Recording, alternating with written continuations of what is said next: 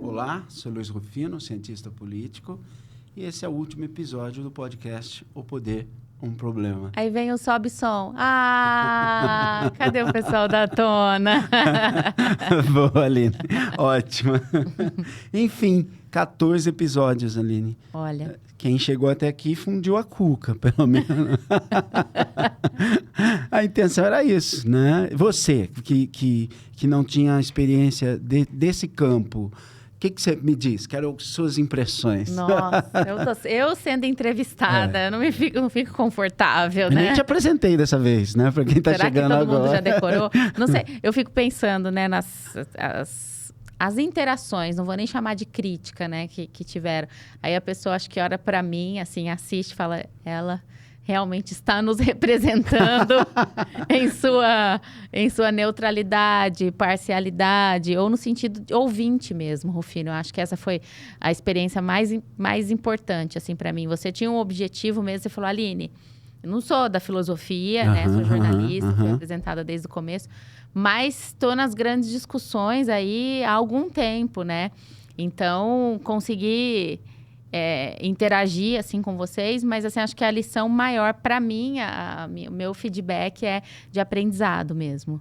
Assim, a linguagem que chegou, né, para mim, eu acho que para quem foi ouvinte ou telespectador, conseguir ter uma linguagem mais direta, mais transparente, até mais dura, né? E muito realista mesmo, né? Muito realista, de que o poder tem que ser investigado e falado como é um problema. Excelente. Né? Esse é o grande problema, É o problema. Então, assim, a gente tem que encarar. A gente vai ignorar ou a gente vai encarar? Eu acho que foi essa a lição principal. Assim. E dessa atenção daquele cientista político, quando você, produtora, na Clube, e que me empurrou para esse caminho, literalmente, para esse que é o outro, que resolveu pensar a política fora da caixa, como se diz hoje, né? Porque aquele cientista é o quê? Um comentarista dos fatos do dia a dia, dentro das instituições. Isso que eu consegui visualizar mesmo. E que acabou, na verdade,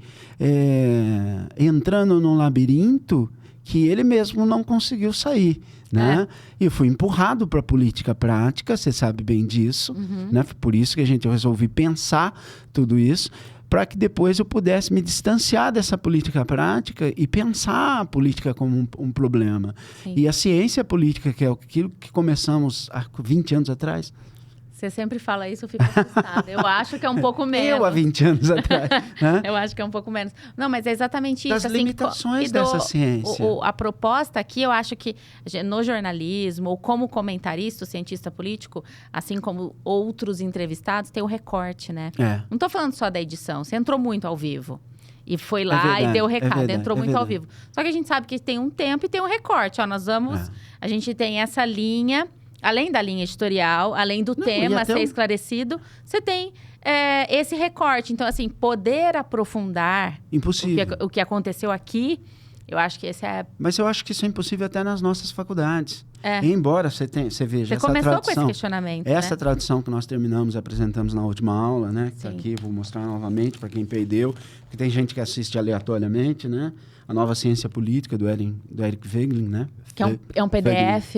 É um PDF, porque a edição limitada, né? E hoje está caríssimo. Se tem no mercado para vender, está caríssimo. Então, viva os PDFs nesse sentido. Viva! Sem isso, eu não teria esse exemplar. O Léo, por sua vez, já leu em espanhol, me mandou em francês. Foi um pouco além. É verdade. Então, era essa reflexão que o podcast pretendia, né? Eu sei que muitos que nos acompanharam e que têm interesse, muita gente ao longo falou, cara, eu precisava ouvir alguma coisa desse jeito, porque a coisa está polarizada e eu não consigo entender como funciona. A ideia é exatamente trazer um pouco essa discussão mais profunda.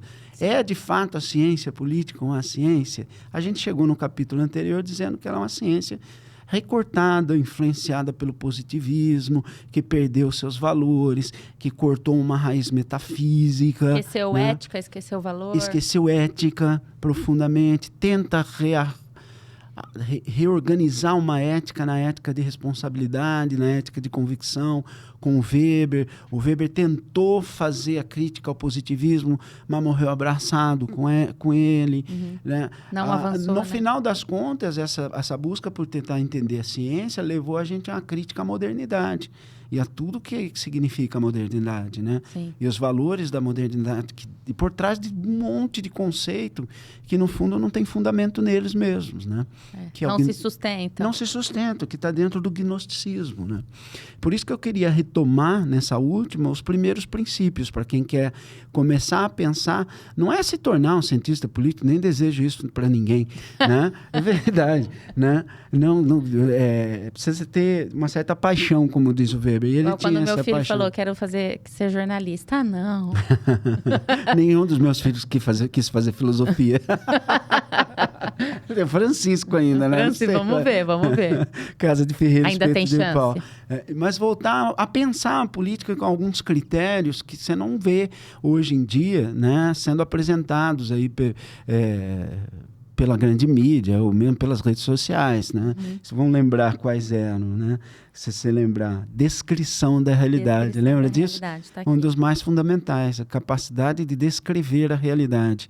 E nós chamamos à tona no último capítulo a realidade para essa realidade ontológica, que para quem não sabe o que é realidade ontológica, é a realidade do ser carne e osso que compõe essa sociedade. Sim. Né? Porque, você ouve-se muito democracia, mas democracia tornou-se um flatus vocis. Se você perguntar o fundamento dela, a maior parte das pessoas não sabe. Não consegue então, a explicar análise também. da sociedade é a análise dessas pessoas de carne e osso, né? Que vivem a vida em sociedade. Que existe. Né? Que são animais políticos. Né?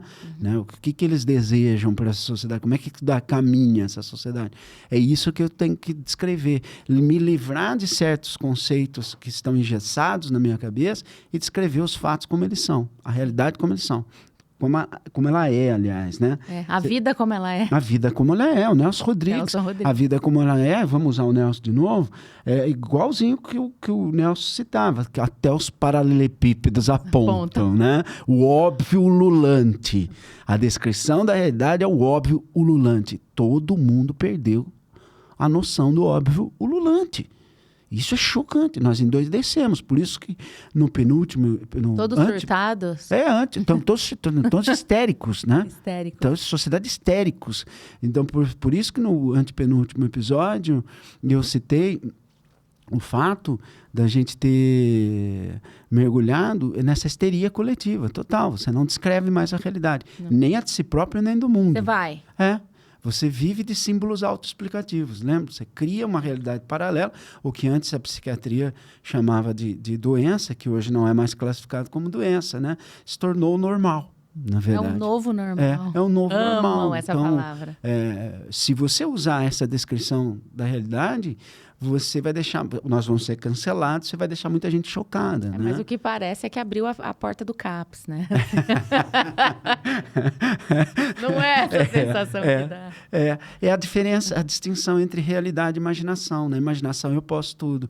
Na realidade eu tenho um limite, sempre. Lembra que a gente discutiu os limites substanciais do homem? Né? Ou seja, eu tenho em mim a potência e o ato, né? Que eu posso realizar. Fora isso, é acidente. Eu vou por acidente. Né? Certo? Pego um avião, uma asa delta, pulo de paraquedas. Naturalmente, não.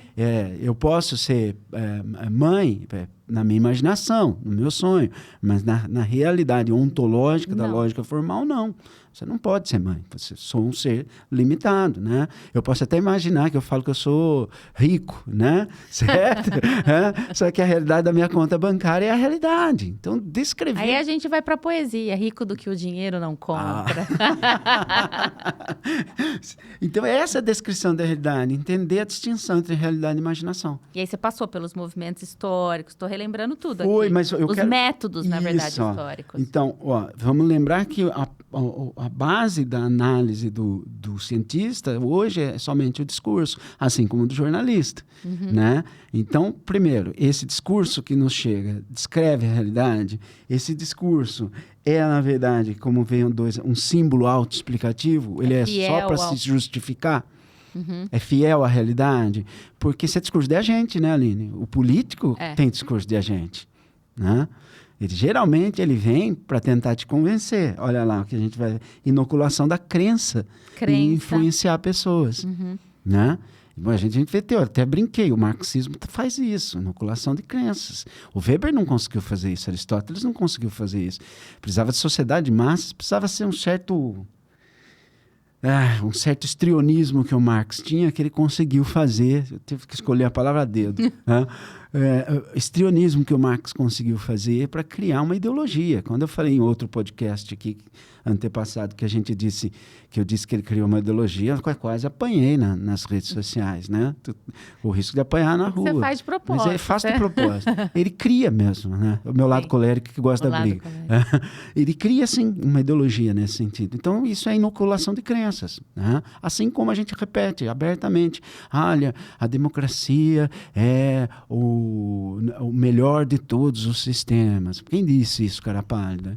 Quem disse isso? O Aristóteles falava que ela era a degeneração da politeia. Lembra disso também, que a gente falou no episódio do Weber? Aí veio o quarto, né, a auto-hipnose, quando o indivíduo já se auto-hipnotizou de tal forma que você não consegue tirar essa crença dele. Então, assim, lembra que eu falei também no último episódio, quando eu tinha toda a minha formação, eu era niilista, né? Se é que é possível alguém ser niilista. Niilista não acredita em nada. Nem em Deus, nem na sociedade. Não sei se eu já contei isso para o Michael alguma vez, né? Eu era niilista, nietzscheano, e aí eu tomei uma pancada quando eu fui estudar Aristóteles, né? Porque aquilo arrebentou a minha cabeça de tal forma.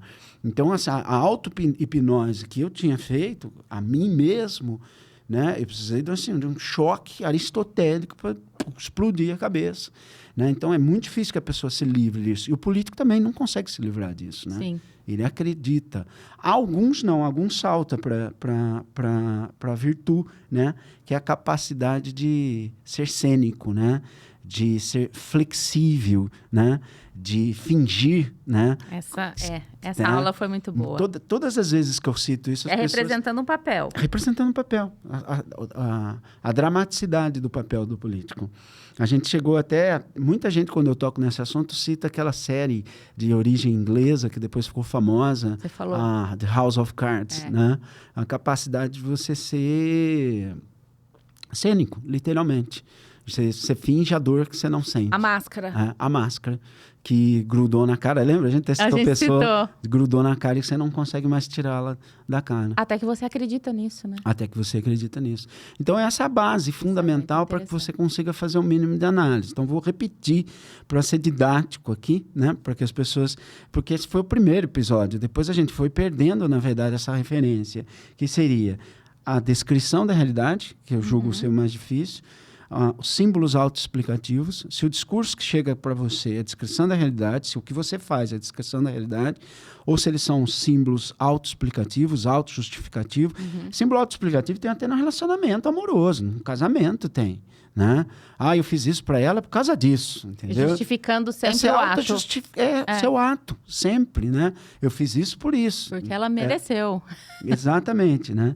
A inoculação de crenças, quando você já passa a influenciar pessoas e elas agem a partir da sua influência, né? Aqui eu lembrei da frase que a gente foi cancelado, né? Que você falou, qualquer mané da sociedade... Se diz... Fala, aí você questionou, como que a gente chegou a isso? Excelente lembrança.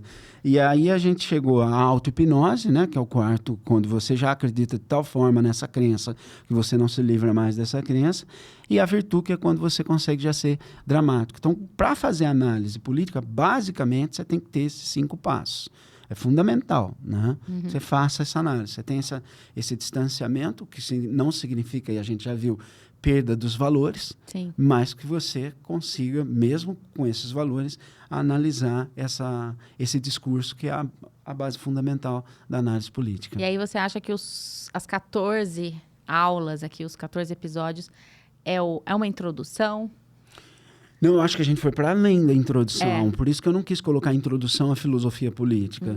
Porque nós chegamos num grau de discussão além, refletindo se a ciência existe como ciência mesmo.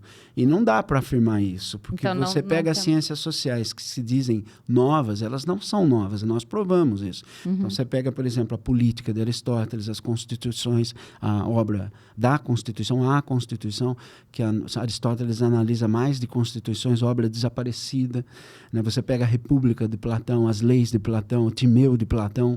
Né? Eles já estavam pensando tudo isso de maneira muito mais profunda. Eles estavam buscando, na verdade, algo para além disso, né? Uma virtude metafísica que a ciência moderna se perdeu.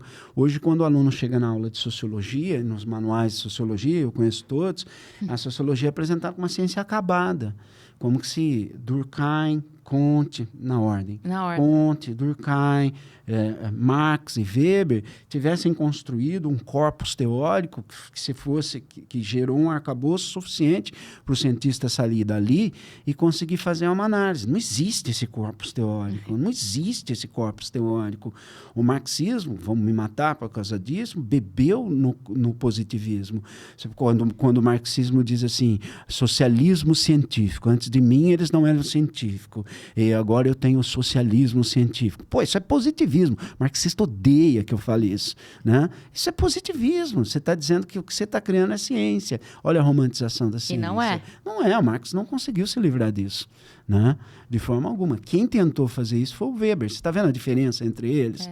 Né? É gritante, né? O próprio Durkheim tentou se afastar do positivismo, da física, e caiu na ideia orgânica de sociedade, e caiu na ideia evolucionista, de progresso da sociedade. Né? O próprio marxismo também não se livrou, porque ele acredita no progresso da sociedade. Como é que os homens de esquerda se definiam hoje? Ele tinha crença. Progressistas. Né? Então, tinha crença que o final do capitalismo seria o socialismo, e o final do socialismo seria o comunismo.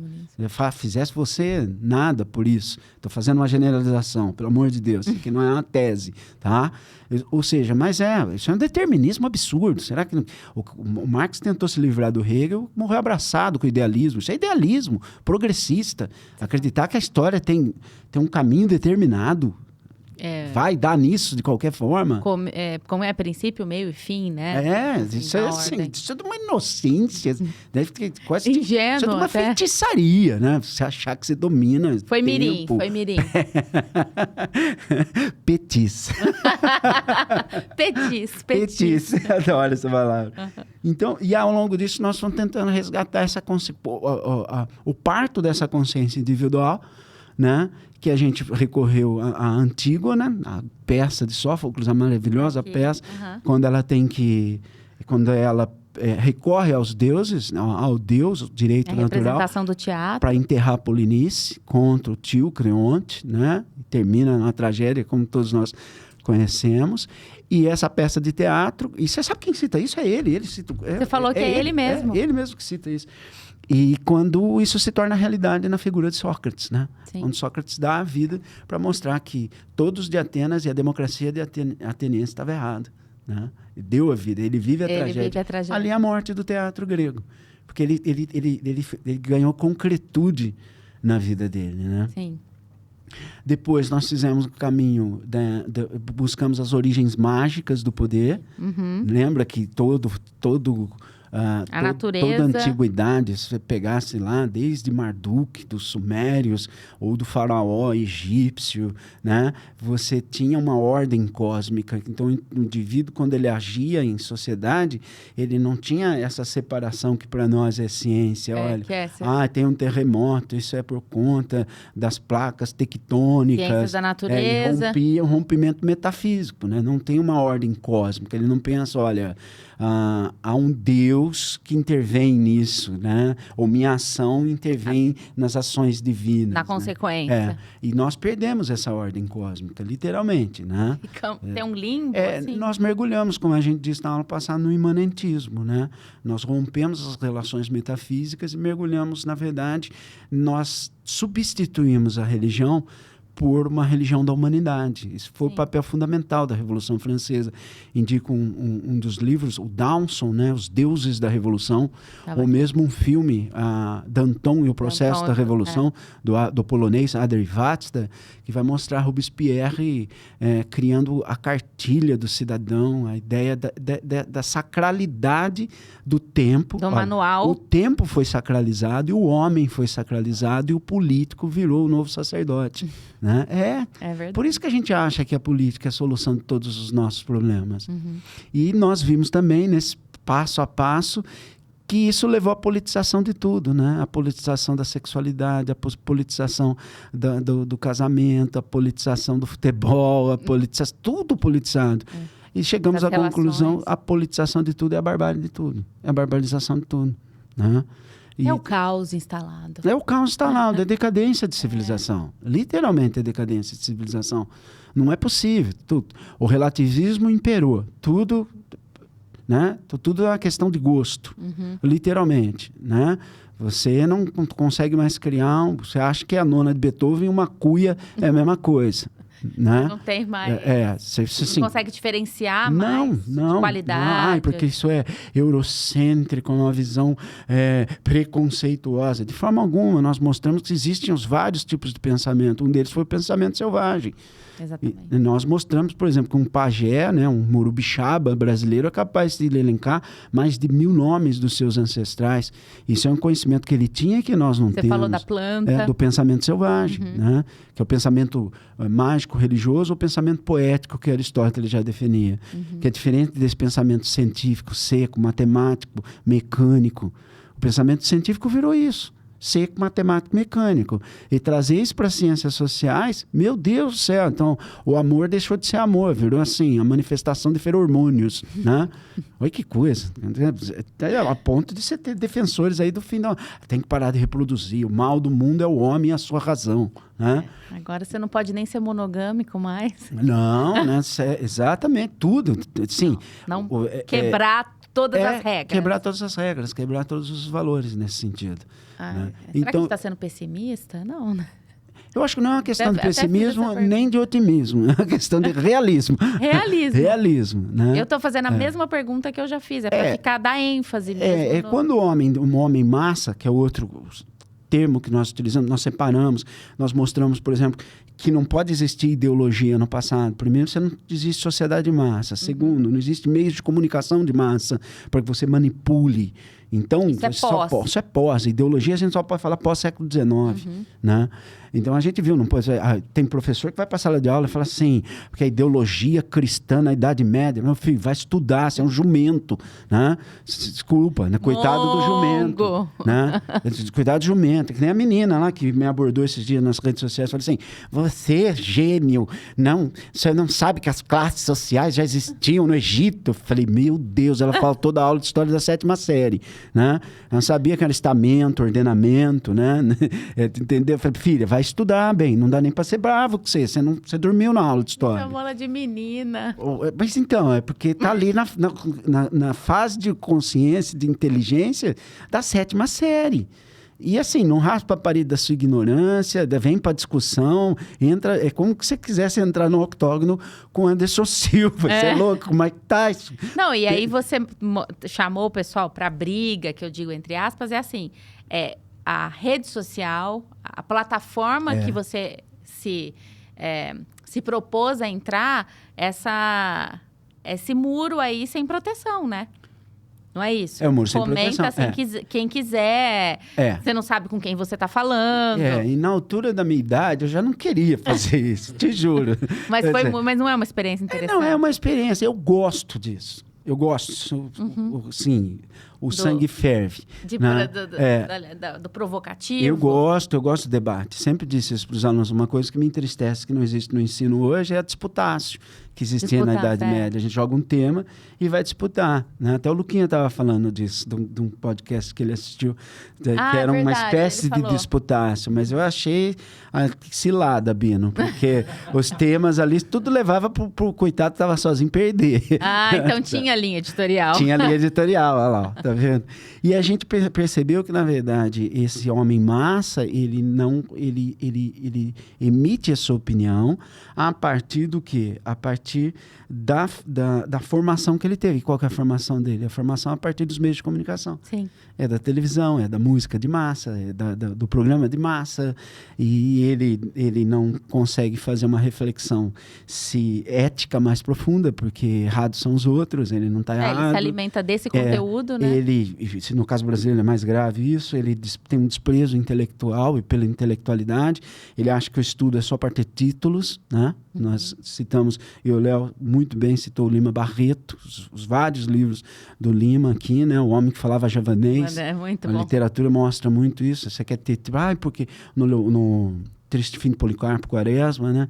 Porque aqui ele tem tanto livro, se nem bacharel, é só o título que importa aqui. Então ele é eticamente inacabado, ele é intelectualmente inacabado, ele emite a opinião dele em tudo, as redes sociais, né? Sem trâmite, sem reserva, sem nada. O Nelson, mais uma vez, ele dá um caixote para um idiota, ele sobe no caixote, começa a falar. E vai discursar. E imediatamente começa a brotar idiotas. Para ouvir o discurso. Dos bueiros, dos ralos, né? Do vaso sanitário. Fica lá. É isso que a gente vê hoje. Então, a ideia era buscar uma reflexão mais profunda, tentar romper essa casca, esse homem massa que a gente... Os homens ocos do T.S. Eliot. Eu acho demais. Aquele artigo que eu escrevi para o jornal Ribeirão. Esse último, né? Esse último. Né? Quem somos? É baseado exatamente nesse podcast. Somos os homens ocos. O elmo brilhante e nada na cabeça. Absolutamente nada na cabeça, né? É isso que se tornou o homem moderno, infelizmente. Quando o Léo estava presente, eu perguntei, e aí, Léo, tem salvação? Tem... Ele do jeito que tá, não. Né? Você fala da salvação. O Wegener volta aqui pra gente dar... A gente fez um resgate geral aqui, né? Pra gente não... Vamos recapitulando. Pra gente não ficar náufragos. O Ortega tem uma ideia maravilhosa, Ortega Sé, o mesmo que fala do homem massa. Ele fala que a única ideia que existe, é fundamental para o homem hoje, tentar sair desse... É a ideia dos náufragos. Porque é como se... O que você levaria de fundamental se você naufragasse você fez essa nessa vida, né? Ele está resgatando Ulisses, né, da Odisseia, né? O que você levaria? Quais são aí está seu coração, literalmente. Aí estão seus valores mais profundos, né? Aí está o que importa para você. Então o que importa? Pensa como náufrago. O que realmente importa para você? Né? Essa é uma ideia de você sair, se distanciar do homem bolha. Que o homem bolha ele é tão mimado pela civilização, ele herdou tudo da civilização, que ele não quer abrir mão de nada. Só né? se vê a ilha saindo da ilha, né? Só se vê a ilha saindo da ilha. É isso aí. Né? Boiando, né? Literalmente no meio do mar. E olha que ele sofreu para nadar, para chegar na praia. Hein? E chegou na praia ainda teve que lutar para conseguir voltar para a cama da Penélope, né? Que é onde termina a Odisseia, literalmente. Nós fizemos uma cronologia, acho que... Gostou? Quase que uma tragédia grega. Então, na verdade, como é que você rompe? Você rompe perguntando se o que eu fiz, aquilo que eu faço, eu sou melhor do que os outros? Ainda que você chegue à conclusão que você não é melhor, você fez a pergunta. O problema é que o homem massa... conseguiu refletir. O homem massa, ele não faz a pergunta. Ele vai, ele é um boia. É mais ou menos como um pagode, né? Muito conhecido, né? E que foi tema da vitória do Penta, Penta, né? Deixa a vida me levar, vida leva eu. Deixa a vida me levar. Você é um homem boia, cabeção, né? Vai para onde o vento sopra. Vou achar que você tá bravo comigo. Esse é o homem boia, cabeçudo, né? Esse é o cara que deixa a vida levar. Todo mundo ouve isso, eu ouço isso, né? Todo mundo lê isso, todo mundo tem a sua opinião, eu também tenho a sua opinião. Você vai ver a opinião dele, é rasa. Rasa, literalmente rasa. Que é o conceito, vamos todos ser leves, coincidente com a mídia que ele assiste, tá? É isso. Falamos até de mindset. Aline, Lembra? A Aline quer o cancelamento a todo quero. custo. Eu tô buscando isso. Não, é porque a gente entrou... Porque quando a gente fala historicamente, a reflexão é muito atual. Né? E os termos, assim, o que eu jogo aqui é para ficar... Para vir falar assim, não tô sendo irônica, só tô falando que é isso que é nos apresentado agora. E vamos fazer a reflexão novamente. Então, quando tudo se reduziu à doxa, lembra? Opinião. Da opinião. Né? Acabou a episteme. Acabou o conhecimento. Lembra que a base da ciência política? Doxa e episteme. O que é opinião, o que é conhecimento? No sentido clássico. Acho que esse é o resgate que a gente precisa fazer. O que é Porque opinativo? a pergunta, como resgatar? O que é opinativo? Se a pessoa está me dizendo uma opinião ou ela tem profundidade em dizer isso? Entende? Ela tem propriedade, autoridade. Autoridade, propriedade para me dizer isso. Olha, essa frase é do próprio Fögelin. Quando o episteme se arruína, os homens não param de falar em política. Ou seja, quando a teoria acaba, os caras mergulham no quê? Nessa política rasa, nesse tipo de debate. É 6 por 1, né? Cara, isso é cilada, você tá entendendo? Da jornada? 6 por 1, nem entro nesse tipo de debate. Não, aí teve... linguagem neutra ou não? Nem entro, isso é cilada, cara. Mas você fez o pod para todes? para todos ou para todas? Esse é o pod cancelamento, né? Capítulo 14, o cancelamento total. Mas são umas invenções tão modernas, né, Rufino? São. Tudo, que a pessoa acha que ela está sendo moderna ou muito atualizada. Tudo fruto de ideologia. A pessoa não consegue fazer essa distinção. Eu estou pensando dentro da caixinha ideológica, eu estou pensando por eu próprio. Né? Assim, faz um exercício básico, fundamental. Da onde você tirou as suas ideias? Ninguém faz essa pergunta. Não. É isso aqui que eu estou pronunciando, que eu estou falando, que eu estou emitindo a minha opinião. Surgiu de onde? Né? Faz essa pergunta, uma pergunta tão simples. Estou falando isso, eu estou convicto no que eu estou dizendo. Pergunto, da onde você tirou isso? Da onde vieram as suas ideias? É um negócio que você vai ficar chocado. Você vai conseguir responder? Vai. A pessoa vai chegar na Globo News, né? A pessoa vai chegar... Citações, as referências. Entendeu? Do meu professor de sociologia, né? Certo? Do meu professor de biologia, né? Entende o tamanho da... Peraí. Do problema? E ele tirou a ideia da onde? A gente falou mal pra caramba do Conte aqui, né? Você falou. Você concordou? Sei lá, fala assim, eles falaram mal do Conte. A gente falou mal do Conte, mas uma coisa que ele fala é verdadeira. Nós pensamos pela cabeça dos mortos. Então agora a gente pede desculpa. Não peço não. A maior parte das nossas ideias são ideias dos mortos. Alguém já pensou? A pessoa acha que é um gênio, que está pensando sozinha. E nem está inventando a roda. Não, exatamente. Não, tá? De forma alguma. Então, para terminar de maneira mais polêmica, né? Mais ainda? Achei que você ia falar assim, para suavizar. Não, foi o contrário. Então, como você tem uma profunda influência na sociedade brasileira do marxismo, ainda que vulgar, e do positivismo, eu quero fazer a seguinte pergunta. O homem que mergulha no marxismo, o homem comum que mergulha no marxismo, ele não tem que abrir mão de seus valores? Ele já não está se modificando a partir dessa ideologia? Sim. Ele está abrindo mão, né? Ou seja, abrir mão de valores, né? Você está se submetendo ao quê? Ao pensamento alheio, ao pensamento do outro. Se apropriando?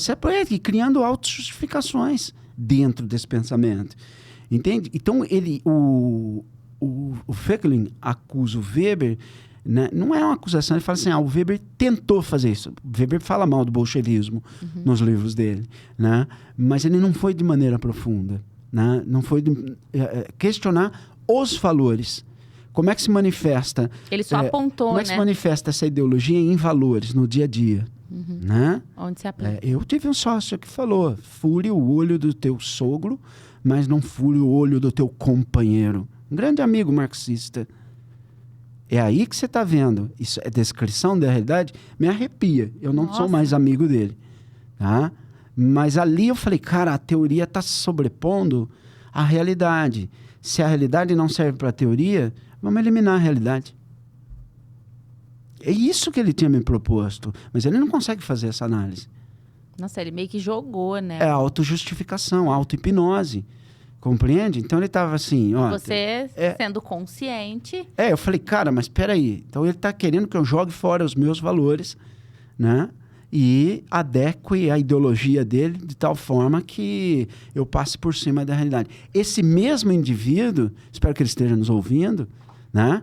Esse mesmo indivíduo, quando eu comecei a ter a empresa de pesquisa, eu tive um cliente e ele falou assim, mas e se der tudo mal para o cliente? A gente não vai mostrar, vamos mentir para ele? Eu falei, cara, acabou aqui. Cada um segue teu rumo. É isso que eu estou dizendo na vida. Nossa, aí veio aqui na minha cabeça quando o Léo falou de se corromper. É isso, Aline. É isso, Aline. Então, o jornalista, você está na produção, você tem que ter a noção da descrição da realidade, ainda que aquilo vai contra a todas as suas convicções. Sim. Você fala, não, peraí, cara, eu não posso fazer isso. Né? Aí, eu tenho um limite ético. Porque senão você mergulha no relativismo total. Eu acho que essa é a grande consequência da ciência. E aí não política. volta, né, Rufino? Então, por exemplo, claro que eu tenho minhas convicções, claro que eu tenho minhas escolhas, mas quando eu vejo que está fazendo errado, eu falo, pelo amor de Deus, isso não dá. Isso não dá, não vou corroborar isso cegamente. Você não está cego. Isso Como se tornou a política de massas. Entendeu? E eu acho que é esse grande desafio, o desafio individual, né? Não é, a gente fala para o coletivo, mas o desafio é individual. E por isso que o Wegelin vai falar que marxismo é falsificação da história.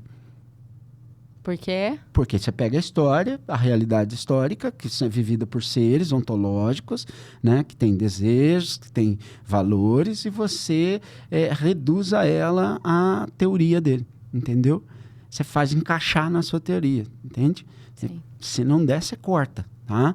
Você tenta colocar o quadrado dentro do redondo, que é impossível. É impossível. Né? O quadrado dentro do redondo até cabe, se ele for menor. O elefante dentro do Fusca. Você está entendendo? É isso, você tenta botar o elefante dentro do Fusca, você não vai conseguir. Né? E sabe o que ele diz? Ele disse que todo materialista devia estudar um pouquinho mais Platão, Aristóteles e Santo Tomás. Aprender os fundamentos para falar besteira. Porque, na verdade, esse tipo de pensamento, tanto positivismo como materialismo, se tornaram seitas. Aí, o Léo falou bastante disso. Seita. Né? Literalmente são seitas. Né? Olha, isso é a resistência a conhecer a razão como ela foi utilizada. Então, a razão moderna ela fez essa separação. Né? Muita gente vai falar assim, que eu estou inventando, que eu estou falando aqui. A filosofia ela não tem uma linha progressista. Porque as pessoas pensam dessa forma, porque elas estão tomadas de positivismo e evolucionismo. Então, eles acham assim, olha, Sócrates, Platão, Aristóteles e agora Hegel. Então, Hegel, ele é mais sábio do que Sócrates, Platão e Aristóteles. Por quê? Porque ele está mais perto de mim. Isso é um erro absurdo. Aí eles vão excluindo os outros? Vão excluindo os outros. A filosofia moderna, ela não tem nada a ver com a filosofia clássica e com a filosofia medieval. É outro tipo de filosofia. Outro tipo de filosofia. A Abril Cultural, quando foi inaugurar os pensadores, ela fez uma barbaridade. Né? Porque foi a primeira, assim, edição de filósofos que chegava ao Brasil. Isso década de 80, né, do século passado. Aqueles eram capa dura, verde, né? E tinha uma edição que era marrom. Se não me falha a memória, eu acho que todo mundo que teve um contato com filosofia teve esses livros em casa. Você pegava o livro da Simone de Beauvoir, que eu nem considero filósofa, tá? Porque ela usa Kant. Ninguém sabe disso. Era desse tamanho. Tá? Você pegava o livro de Santo Agostinho. Era desse tamanho. Você que não conhece nada de filosofia, qual parece ter maior importância? O maior, o grosso, né? O profundo. E não. Então, para quem quer entender filosofia, não é a história da filosofia. Né? Hoje ninguém apresenta esses debates. Então, assim, como nós fizemos aqui, eu vou pegar o pensamento aristotélico, eu vou pegar o pensamento moderno, eu vou confrontar os dois. Quem sobrevive? Qual dos dois é a causa da decadência do mundo? Eu posso dizer que boa parte da causa da ciência, o Wegelin não toca nesse assunto, é o Kant. O Kant faz isso, quando o Kant faz assim, razão pura, razão prática, né? Razão pura, Deus, liberdade, imortalidade. Razão prática, né? Tudo que eu faço no cotidiano, né? Tá certo? Ele fala assim, os filósofos se limitaram... usei uma frase do Marx. Será que o Marx é kantiano? Vamos ficar bravos porque eles acham que não tinha nada de Kant no Marx. Desce para a primeira tese do filósofo Marx, né, no livro Ideologia Alemã contra o filósofo Feuerbach. Os filósofos limitaram-se a interpretar o mundo. Cabe agora transformá-lo. O que ele fez? Ele fez igual Kant, matou a metafísica. Ignorou. Ele achou muito assim, eu já sei o que é verdade, cara palha. Então vem comigo praticar a verdade. Isso é demoníaco. Você é demoníaco, você cortou a raiz metafísica, matou a filosofia. Você falou que ele chama os filósofos de onanistas. Desculpa, o onanismo é masturbação. Pesado. Deve ser os filósofos que ele conhece, né? O tal do Kant, né? O Hegel. Ele chama os filósofos, ele tem que trazer para o mundo da prática, porque ele já descobriu o que é verdade. Isso é assustador. Será que ninguém reflete sobre isso? Você acha que os gulags não têm nenhuma relação com esse tipo de filosofia? Os gulags são os campos de concentração. Sim. Alexander Solzhenitsyn, né? Arquipélago Gulag, né? São os campos de concentração, é o nome dado aos campos de concentração na União das Repúblicas Socialistas Soviéticas. Arquipélago, porque é um monte de ilha, tinha mais do que você imagina no nazismo. Muito, né? Agora, será que essa teoria não tem a ver com essas mortes? Será que você não, ao defender esse tipo de teoria, não está sujando sua mão de sangue? E lavando depois. Eu acho que tem mais dignidade a Lady Macbeth, que fica lavando a mão suja de sangue, que não tá na imaginação dela, e depois se mata, do que esses pangaré que tentam ficar salvando esse tipo de teoria. Né? Ficam aí mergulhados no seu símbolo autoexplicativo. Às vezes não tem nada diferente disso. Né? Eu sou a raça pura, que né? Na verdade é um mote para eles, o Daniel ia falar sobre isso, né? E lava as mãos sujas. O marxismo faz mais isso que o nazismo. Né? Que é difícil falar, não, Marco, o socialismo tem um lado humanista. A justiça social. Justiça social é um símbolo autoexplicativo, abstrato. Que leva muita gente pelo apelo. Leva muita gente a acreditar nisso. Né? Não tem o que defender. Entende? E aí vai esse bando de gado, essa manada toda sendo levada por um símbolo autoexplicativo. Hipnose de massa. Sim. Né? Então, sim, será que essas pessoas não têm a mão suja de sangue? É pior o cara que aperta o gatilho, o cara que bota essa porcaria dessa ideia na cabeça das pessoas. Eu acho que é o cara que bota a ideia na cabeça das pessoas. É o mais perigoso. Eu tô querendo ser dramático esse final, né? Esse final desceu numa sombra. Então, essas ideias modernas, essas ideologias modernas. Né? É o que eu falei, não tem mais como ficar defendendo, né? Não, eu vi um negócio assustador. O pessoal lá, esqueci o nome, foi salvar, teve um furacão lá em Miami, e aí a entidade que foi salvar falou assim, não, se a pessoa tiver a placa do Trump na casa dela, você pula essa casa e salva outro. Que tipo de humanidade? Humanidade é o que pensa igual a mim, o outro não é humano, ele perdeu a dignidade. Sim. Se ele não é proletário, se ele é burguês, então ele não tem dignidade, como diz o meu amigo. Se ele não é alemão, ele é judeu, então ele não tem dignidade. Ele é indígena. Isso é barbárie moderna. A política moderna se resume na barbárie. Barbárie coletiva. Essa é a barbárie moderna. E é uma barbárie, Aline, que não está na fronteira como os romanos viam os bárbaros. Não está na fronteira como os gregos viam os bárbaros. É uma barbárie que não veio horizontalmente. É uma barbárie vertical. É uma barbárie das ideias. De cima para baixo? De cima para baixo. Ensaio sobre o imundo moderno. Jean-François Maté. Esse livro é fundamental para você entender isso. O pessoal está anotando, né? A gente tem uma biblioteca, né? Total. A gente tem virtual, porque as pessoas começam a pedir as referências. Essa reflexão que eu vou deixar e pedir para que as pessoas que acompanharam a gente até aqui façam. É essa reflexão, tá? Será que você não está sendo um homem massa, conduzido por ideologia, um homem boia? Faça a pergunta. Faça essa pergunta. Se tiver a reflexão, acho que já atingiu bastante o objetivo da sua proposta, né? Lá no início. Já. A ideia é pensar. Que a política não é tão simples. Ela é um problema. Ela é um problema. Muito bem. Fechou? Fechou. Feliz 2000 e... Esse aqui já é 25, Já né? é Quando 25! esse capítulo for ao ar. Esse já é 25. Já é 25. Ficou registrado, Aline. Ficou registrado. Valeu, Rufino. Obrigado muitíssimo pela sua paciência. Eu que agradeço. Pela eu parceria. que agradeço pela Obrigado aula. pelo pessoal da Tuna. Foi fabuloso fazer isso. Fabuloso. A estrutura, a Amei. gente ter conseguido. Vamos, acho que tem novos projetos por aí. Que venha. Que esse foi um sucesso. Pessoal, um abraço a todos. A gente se vê Obrigada. nos Até a próximos próxima. projetos.